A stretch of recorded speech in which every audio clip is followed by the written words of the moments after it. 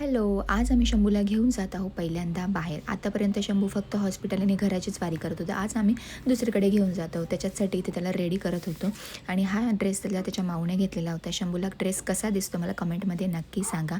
आणि आज आम्ही जात आहोत मंदिरामध्ये, कारण की माझी डिलिव्हरीच्या वेळेस आम्ही ज्या मंदिरात गेलो होतो तिथे मम्मी नवस बोललेली की मुलीची डिलिव्हरी सुखरूप होऊ दे. बाळ जन्माला आल्यानंतर तो 6 महिन्याचा झाल्यानंतर बाळाला आम्ही दर्शनाला घेऊन येऊ.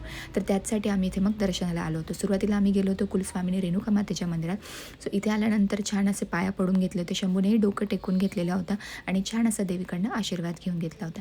त्यानंतर आम्ही गेलो होतो महादेवाच्या मंदिरात. सो हे मंदिरं तुम्ही मला त्या व्लॉगमध्येही पाहिलेले असणार. ज्या दिवशी मी डिलिव्हरीला गेले होते त्या ह्याच मंदिरात आली होती दर्शनासाठी. सो इथेच आम्ही आलो होतो. हे मंदिर सगळे घराजवळच आहे, वॉकिंग डिस्टन्सवरती, त्यामुळे आम्ही पायीच गेलो. महादेवाकडनंही शंभूने छान असा आशीर्वाद मागून घेतलेला होता. पुढे आम्हाला जायचं होतं गणपती मंदिरात, बट आमचं बॅड लक की गणपती मंदिर हे बंद झालेलं होतं, कारण की आम्हाला उशीर झाला होता.